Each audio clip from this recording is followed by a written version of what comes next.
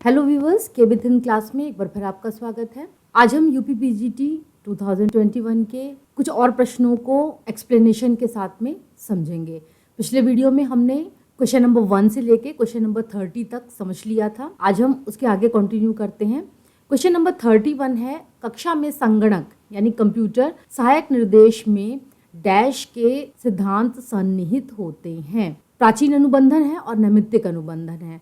तो इसमें सही उत्तर है बी, केवल 2 सही है, यानी नैमित्तिक अनुबंधन इंस्ट्रूमेंटल कंडीशनिंग। यहाँ पर इंस्ट्रूमेंटल कंडीशनिंग इसलिए है क्योंकि जब आप कंप्यूटर में कोई भी इंस्ट्रक्शन यानी कि इनपुट देते हैं तभी वो काम करता है। यानी कंप्यूटर जो होता है उसमें आप जब कोई प्रतिक्रिया करेंगे, कार्य करेंगे, तब आपका जो आउटपुट यानी रिजल्ट है वो सामने आएगा, जो कि नैमित्तिक अनुबंधन में होता है। चूहा लिवर दबाता था तब उसे भोजन प्राप्त होता था।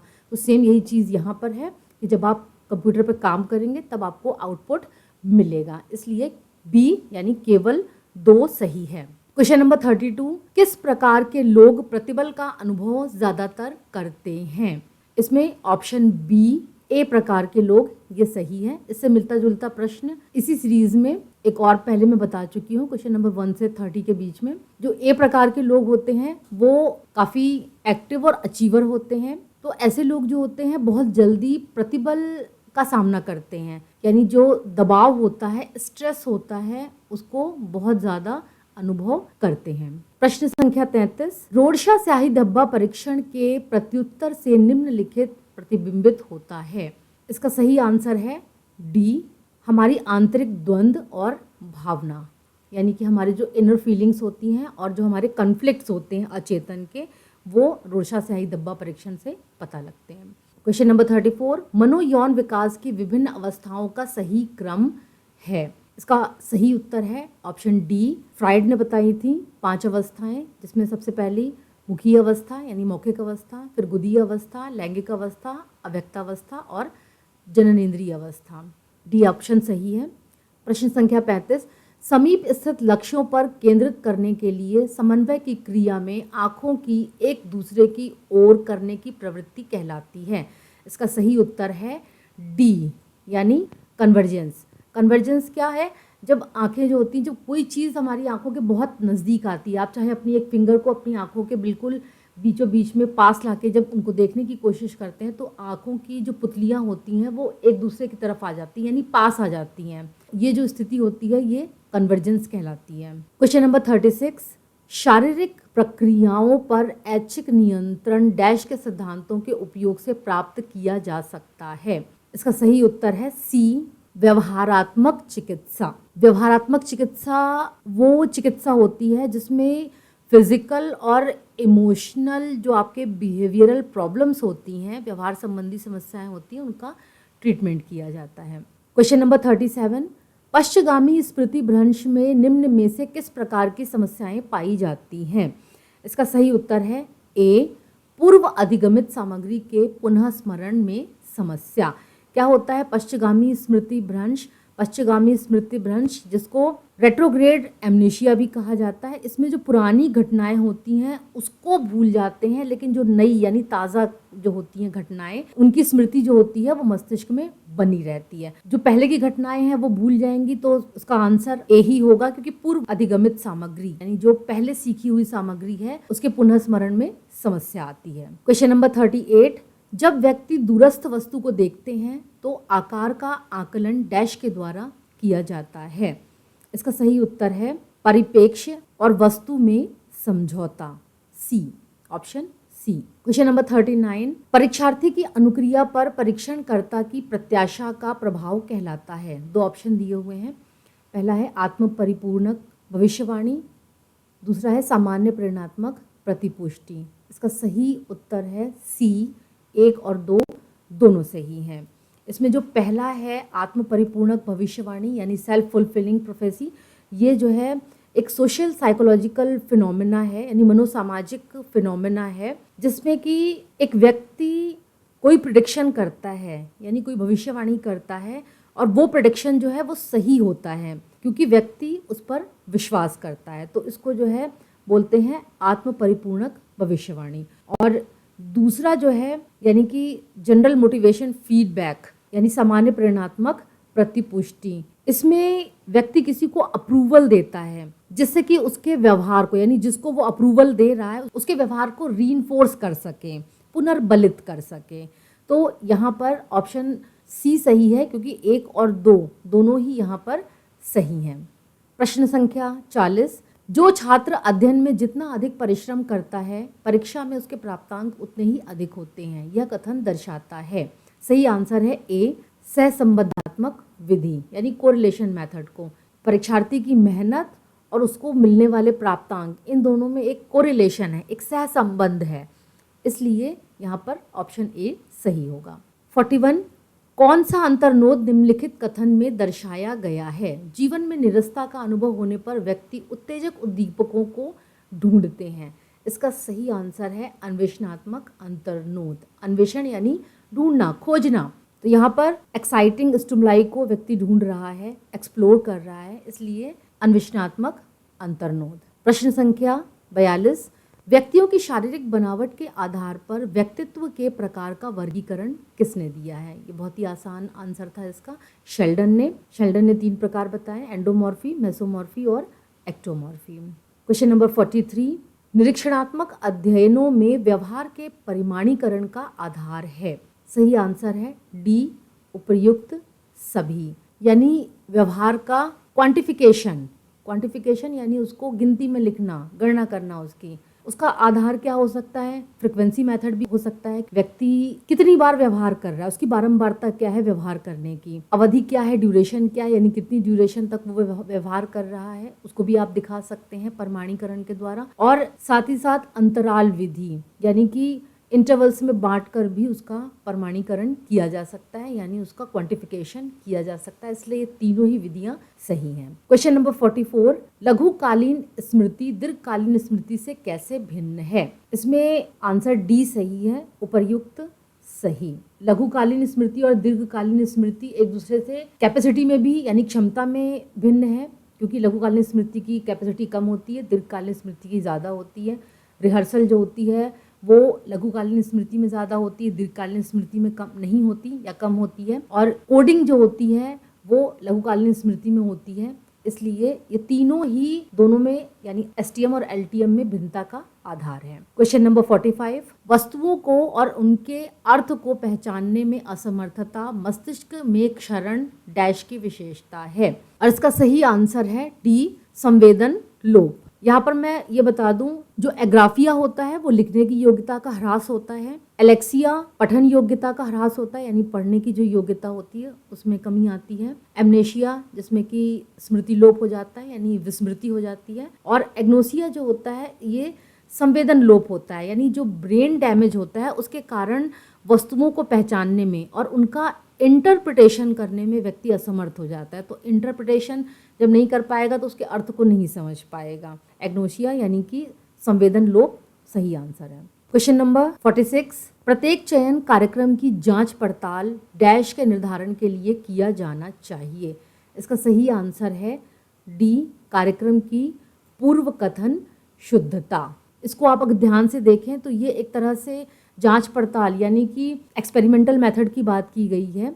तो एक्सपेरिमेंटल मेथड में जो हाइपोथेसिस होती है यानी परिकल्पना होती है उसी को इन्होंने पूर्व कथन कहा है, और उस पूर्व कथन की शुद्धता की जांच पड़ताल के द्वारा की जाती है कि हमारी हाइपोथेसिस सही है या गलत है। तो इस तरह से डी ऑप्शन सही है। क्वेश्चन नंबर 47, सामाजिक अधिगम सिद्धांत के अनुसार मानवीय व्यवहार किससे संचालित होता है? इसका सही आंसर है सी, प्रत्याशित परिणाम। ये जो है एल्बर्ट बेंडूरा के द्वारा जो थ्योरी दी गई थी, सोशल लर्निंग थ्योरी यानी सामाजिक अधिगम सिद्धांत, उसके अंतर्गत आता है। और बेंडूरा का ये कहना है कि जो हमारा व्यवहार होता है यानी किसी प्राणी का व्यवहार होता है वो प्रत्याशित परिणाम पर डिपेंड करता है, यानी हम किस परिणाम की प्रत्याशा कर रहे हैं, उम्मीद कर रहे हैं, या किस तरह के परिणाम हमें मिलेगा। तो जो परिणाम अगर पॉजिटिव होगा तो व्यवहार दूसरी तरह का होगा, और अगर निगेटिव होगा तो हम उस तरह का व्यवहार नहीं करेंगे। तो ये परिणाम पर डिपेंड करता है कि व्यवहार किस प्रकार से किया जाएगा। क्वेश्चन नंबर 48, वे कौन से 2 तरीके हैं जिनसे मानसिक विकारों का उपचार हो सकता है? वैसे तो ये चारों ही ऑप्शन जो हैं वो अपनी जगह सही हैं, क्योंकि सम्मोहन परामर्श से भी मानसिक विकारों का उपचार होता है, मनोचिकित्सा और जीव औषधीय चिकित्सा से भी मानसिक विकारों का उपचार होता है, परामर्श और दिशा निर्देशन, औषधियाँ और शल्य चिकित्सा, इन सब के द्वारा ट्रीटमेंट किया जाता है।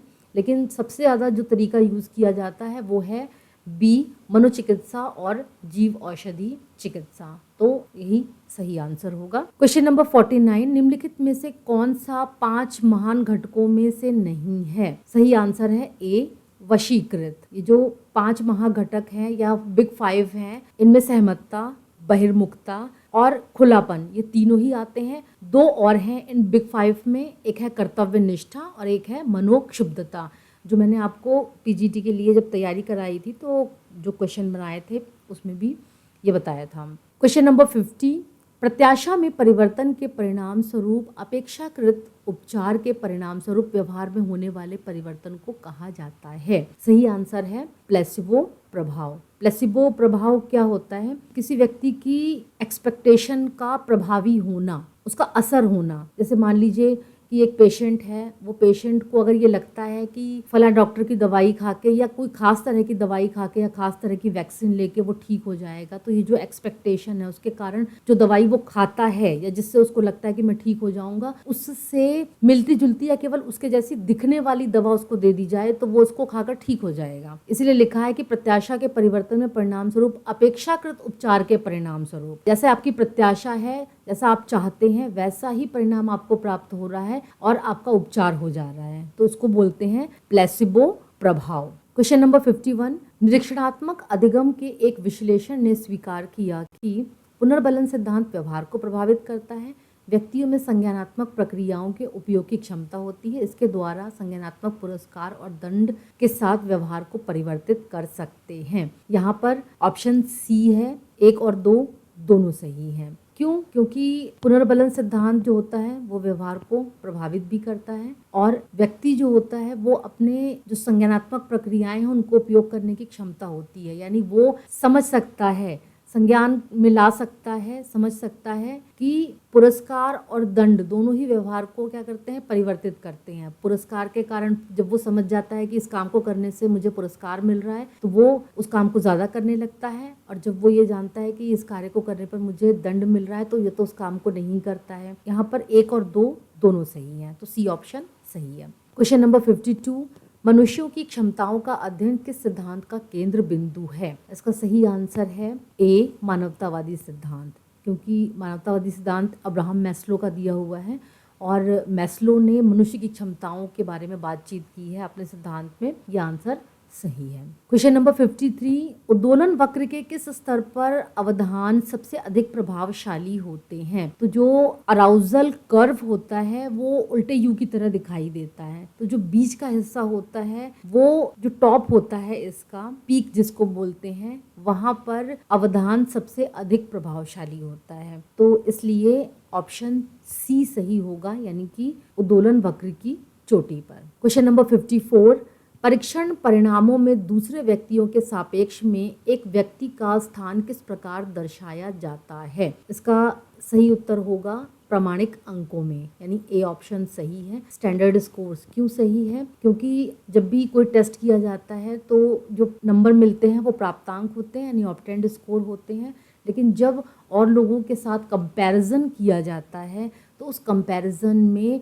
जो प्राप्तांक होते हैं उसको स्टैंडर्ड स्कोर्स में चेंज किया जाता है और तब कंपैरिजन किया जाता है। तो यहाँ पर सही उत्तर होगा प्रामाणिक अंकों के द्वारा दर्शाया जाता है। क्वेश्चन नंबर 55, शैशवावस्था स्मृतिहीनता डैश अनुभवों को याद करने की अयोग्यता है। इसका सही आंसर है सी, जीवन के प्रथम 2 या 3 वर्षों के समय को। तो ये जो प्रथम 2-3 वर्ष का समय होता है वास्तव में ये किसी को भी याद नहीं रहता, क्योंकि वो शैशवावस्था होती है और 2-3 वर्षों की जो स्मृतियाँ होती हैं वो लगभग सभी लोग भूल जाते हैं। तो ये जो शैशवावस्था स्मृति योग्यता होती है इसमें जीवन के जो प्रारंभ के 2 या 3 साल होते हैं उनकी यादों को व्यक्ति याद नहीं कर पाता, उसको याद करने के अयोग्य होता है। क्वेश्चन नंबर 56, सामाजिक प्रेरकों में क्या सन्निहित है? इसका ऑप्शन है सी, आत्म, दूसरों और संबंधों के बारे में भावनाएं, यानी व्यक्ति कि जो अपने बारे में फीलिंग है, फीलिंग्स अबाउट सेल्फ, यानी अपने बारे में फीलिंग्स, दूसरों के बारे में फीलिंग्स, और जो रिलेशनशिप्स हैं इनके बारे में जो फीलिंग्स हैं वो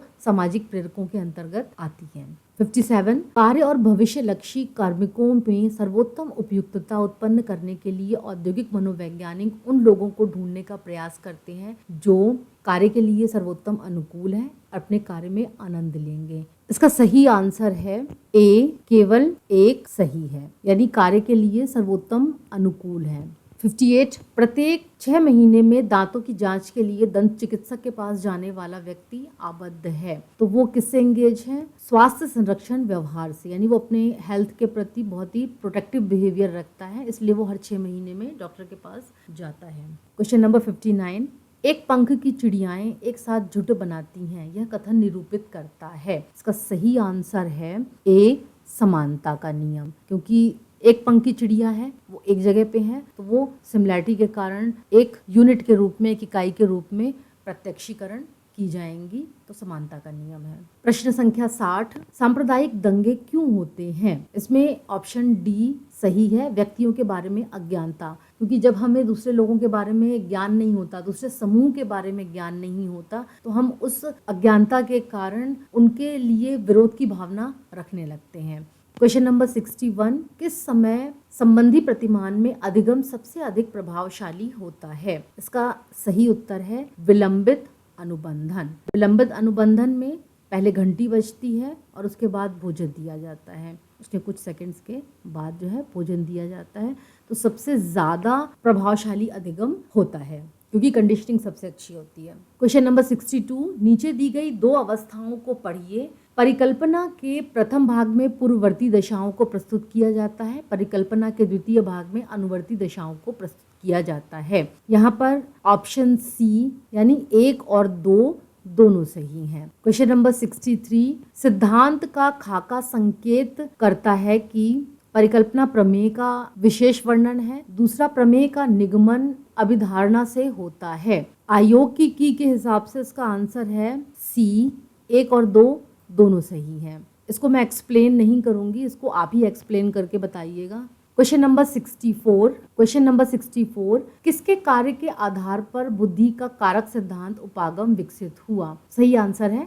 Spearman, 2 factor theory. Question number 65 आंतरिक व बाह्य परिवेश के प्रभाव या संवेगों के संचारित होने से सामान्य व असामान्य व्यवहार का अधिग्रहण एक ही प्रकार से होता है, यह मत है। सही आंसर है ए, व्यवहारवादी प्रतिमान का। यहाँ पर व्यवहार की बात की गई है, चाहे वो सामान्य हो चाहे असामान्य हो, और वो किसके द्वारा गवर्न हो रहा है, किसके द्वारा संचारित हो रहा है? आंतरिक और बाह्य परिवेश के द्वारा। तो यहाँ पर ऑप्शन ए सही है। क्वेश्चन नंबर 66 निम्नलिखित में से प्रक्षेपण परीक्षण कौन सा नहीं है, यानी कौन सा टेस्ट जो है वो प्रोजेक्टिव टेक्निक वाला नहीं है? इसका सही आंसर है मिनेसोटा बहुचरणीय व्यक्तित्व सूची, यानी मिनेसोटा मल्टीफेजिक पर्सनालिटी इन्वेंटरी, क्योंकि बाकी तीनों जो है वो प्रोजेक्टिव टेस्ट हैं। क्वेश्चन नंबर 67 एक शिकारी नैमित्तिक सार्थकता की अनुपस्थिति में भी निरंतर शिकार करता रहता है, यह कथन एक उदाहरण है। सही आंसर है डी, प्रकार्यात्मक स्वायत्तता का। प्रकार्यात्मक स्वायत्तता यानी फंक्शनल ऑटोनॉमी, ये जो कॉन्सेप्ट है ये ऑलपोर्ट ने दिया था, और उनका कहना था कि जब मोटिव प्रोप्रियम का अंश बन जाते हैं वो एक प्रकार से स्वप्रोत्साहक हो जाते हैं। स्वप्रोत्साहक यानी अपने आप को प्रोत्साहित करने वाले। यहाँ पर शिकारी जो है वो किसी भी प्रकार की बाह्य प्रोत्साहन के बावजूद, यानी कोई भी नैमित्तिक सार्थकता वहाँ पर मौजूद नहीं है, लेकिन फिर भी वो शिकार कर रहा है। क्यों कर रहा है? क्योंकि यहाँ पर वो फंक्शनल ऑटोनॉमी के तहत स्व प्रोत्साहन का अनुभव कर रहा है, यानी उसको अंदर से प्रोत्साहन मिल रहा है। यहाँ पर जो मैंने प्रोप्रियम शब्द का यूज किया है, यानी ऑलपोर्ट ने प्रोप्रियम जो बताया था उसका अर्थ होता है स्व, यानी अपना, यानी ओन। क्वेश्चन नंबर 68 प्रयोगात्मक अवस्थाओं में औषध के प्रभाव का आकलन डैश के आधार पर किया जाता है। इसका सही आंसर है सी, उचित नियंत्रण।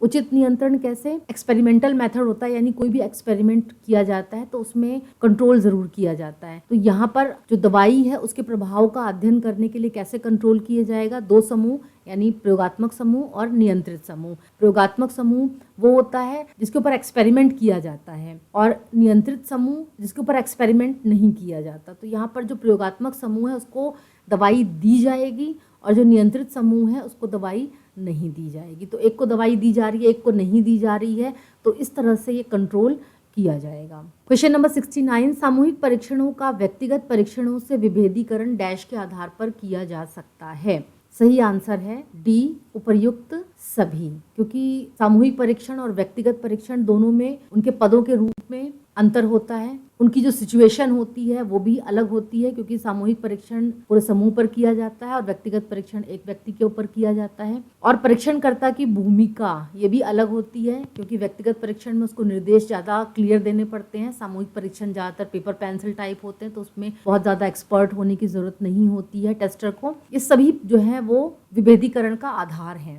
तो डी आंसर सही है। क्वेश्चन नंबर 70, जब किसी व्यक्ति को 2 प्रतिरोधी धमकियों, भय या परिस्थितियों के बीच सामना करना पड़ता है तो यह स्थिति होती है। इसका आंसर है सही ए, परिहार परिहार द्वंद्व, यानी अवॉइडेंट अवॉइडेंट कन्फ्लिक्ट, क्योंकि दोनों ही विरोधी परिस्थितियां हैं और दोनों से ही व्यक्ति बचना चाहता है, दोनों को अवॉइड करना चाहता है, तो ये जो है सही आंसर है। ये मैंने आपको अपने वीडियो में बताया था। क्वेश्चन नंबर 71, आकृति पृष्ठभूमि को पृथक करने के बाद भी उसी आकृति पृष्ठभूमि के प्रत्यक्षीकरण के लिए किस शब्द का प्रयोग किया जाता है? इसका सही आंसर है आकृति आग्रह, यानी ऑप्शन सी, फिगरल परसिस्टेंसी। यहाँ पर ये बता दूं कि ये जो फिगरल परसिस्टेंसी होती है ये इल्यूजन बेस्ड होती है, यानी जो भ्रम पर आधारित होती है, और मोशन रिलेटेड होती है, यानी गति से संबंधित होती है। फॉर एग्जाम्पल मैं यहाँ बता दूँ, यहाँ पर आकृति और पृष्ठभूमि दोनों को क्या कर दिया जाता है? अलग कर दिया जाता है, और फिर भी जब उनका प्रत्यक्षीकरण करते हैं तो हमें वो दोनों एक ही जैसे, एक ही साथ दिखाई पड़ते हैं, यानी आकृति आकृति के रूप में और पृष्ठभूमि पृष्ठभूमि के रूप में दिखाई पड़ती है। फॉर एग्जाम्पल आप सबने एक इल्यूजन देखा होगा जिसमें एक पिंजरा होता है जो कि एक कार्ड पर बना होता है, और एक तोता होता है वो दूसरे कार्ड पर बना होता है। जब उनको साथ में रोटेट किया जाता है, यानी उनमें गति दी जाती है, मोशन दिया जाता है, तो ऐसा लगता है कि तोता जो है वो पिंजरे के अंदर बंद है। तो ये जो है ये फिगरल परसिस्टेंसी का एग्जाम्पल है, तो यहाँ पर ये सही आंसर है। क्वेश्चन नंबर 72, सूर्यास्त का दृश्य एक वस्तुनिष्ठ वास्तविकता नहीं है, यह कथन निरूपित करता है। बोर्ड की के अकॉर्डिंग आंसर ए सही है, प्रत्यक्षिक संरचना को, यानी परसेप्चुअल कंस्ट्रक्शन को। इसको मैं एक्सप्लेन नहीं कर पाऊंगी, आप में से अगर किसी को इसका एक्सप्लेनेशन आता है कमेंट सेक्शन में जरूर बताइएगा। क्वेश्चन नंबर 73, व्यावसायिक निर्देशन में निहित है शैक्षिक निर्देशन, जीविका के बारे में विश्वसनीय एवं भरोसेमंद सूचना देना। इसका सही आंसर है सी, 1 और 2 दोनों सही है, क्योंकि व्यावसायिक निर्देशन शैक्षिक निर्देशन से जुड़ा होता है, क्योंकि आज आप जो शिक्षा लेंगे उसी के आधार पर आप भविष्य में व्यवसाय चुनेंगे। आपको भविष्य में क्या व्यवसाय लेना है उसके अकॉर्डिंग आज आपको शिक्षा लेनी होगी। तो शैक्षिक निर्देशन व्यावसायिक निर्देशन से जुड़ा हुआ होता है, और व्यावसायिक निर्देशन में जीविका के बारे में जानकारी दी जाती है, यानी विश्वसनीय और भरोसेमंद सूचना दी जाती है। तो दोनों ही ऑप्शन सही हैं, तो ऑप्शन सी लगेगा। क्वेश्चन नंबर 74, व्यवस्थित असंवेदीकरण अतार्किक भय से ग्रसित व्यक्तियों के उपचार के लिए प्रयुक्त किया जाता है, यह कथन निरूपित करता है। सही आंसर है बी, अनुबंधन अनुक्रिया का विलोपन। यहाँ मैं आपको बता दूं, जब अतार्किक भय होता है, यानी जो फोबिया होता है, वो किसी वस्तु के प्रति बहुत बढ़ा चढ़ा भय होता है, जबकि वास्तविकता में वो भय वाली परिस्थिति नहीं होती, न व्यक्ति के लिए उतनी हानिकारक होती है। जैसे व्यक्ति बाहर निकलने से डरता है, तो बाहर निकलने पर इतना कोई भयावह परिस्थिति नहीं होती है, लेकिन उसकी कंडीशनिंग हो चुकी है, ऐसी किसी वजह से उसकी कंडीशनिंग हो चुकी है जिस कारण से वो व्यक्ति उस परिस्थिति से भयभीत रहता है। तो यहाँ पर वो जो अनुबंधन है, वो जो कंडीशनिंग है, उसका क्या करना है? उसका विलोपन करना है। अगर आप अतार्किक भय का उपचार करते हैं तो आप व्यक्ति की जिस भी परिस्थिति से उसको भय है, अतार्किक भय यानी फोबिया है, उसका कंडीशनिंग का विलोपन करते हैं, तभी उपचार हो सकता है। तो सही आंसर है बी।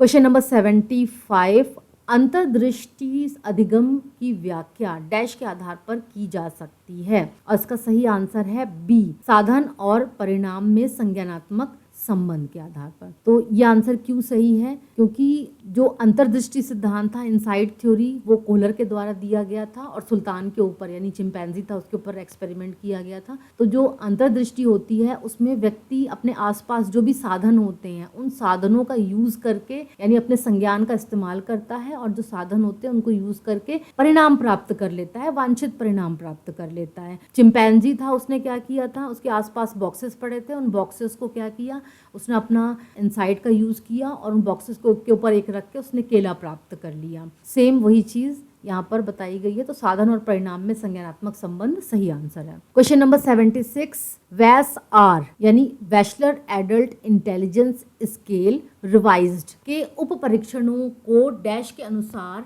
संख्यांकित किया गया है, यानी इनको कैसे नंबर दिए गए हैं। यहाँ पर सही आंसर है बी, प्रशासन के क्रम में। प्रशासन के क्रम में कैसे? सबसे पहले तो ये बता दूं कि वैशलर का जो एडल्ट इंटेलिजेंस स्केल है ये जो है वो शाब्दिक और अशाब्दिक यानी शाब्दिक और क्रियात्मक दोनों प्रकार का इसमें सब टेस्ट शामिल हैं। तो जो शाब्दिक परीक्षण है उसमें 6 सब टेस्ट हैं और जो परफॉर्मेंस टेस्ट यानी क्रियात्मक परीक्षण है उसमें 5 सब टेस्ट हैं। एक तो प्रशासन, पहली बात, शाब्दिक परीक्षण का अलग तरीके से किया जाता है और क्रियात्मक परीक्षण का अलग तरीके से किया जाता है। प्रशासन के आधार पर ही इसको 2 भागों में बांट दिया गया है, शाब्दिक और अशाब्दिक यानी शाब्दिक और क्रियात्मक। फिर दूसरा, इसमें जो सब टेस्ट हैं यानी शाब्दिक में जो सब टेस्ट हैं और जो क्रियात्मक में सब टेस्ट हैं वो भी सारे अलग अलग हैं, उनके लिए इंस्ट्रक्शंस बिल्कुल अलग हैं, उनका प्रशासन बिल्कुल अलग तरीके से किया जाता है। तो इसलिए यहाँ पर सही आंसर होगा कि प्रशासन के क्रम में उनको संख्याकित किया गया है, उनकी नंबरिंग की गई है। क्वेश्चन नंबर 77,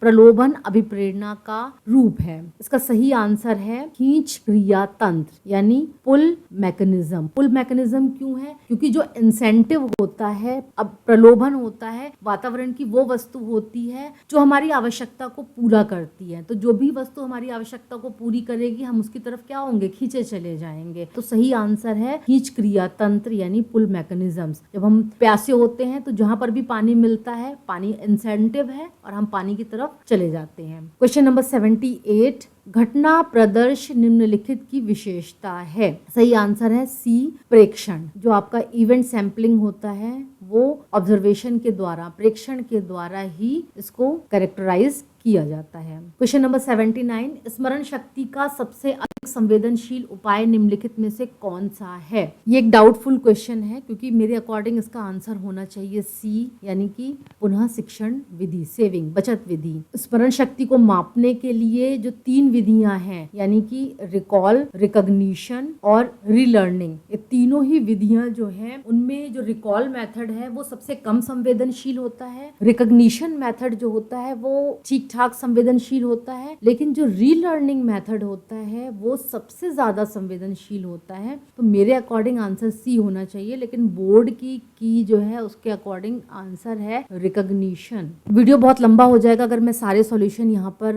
एक्सप्लेन करूंगी। आज के लिए 79 क्वेश्चंस, इसके बाद के क्वेश्चंस के लिए अगला वीडियो बनाऊंगी, उसको भी देखना मत भूलिएगा। और अगर आप मेरे चैनल पर नए हैं तो मेरे चैनल को सब्सक्राइब कर लीजिए, बेल आइकन प्रेस कर लीजिए, लाइक कीजिए और शेयर कीजिए। कमेंट सेक्शन में अपने कमेंट जरूर कीजिएगा। धन्यवाद।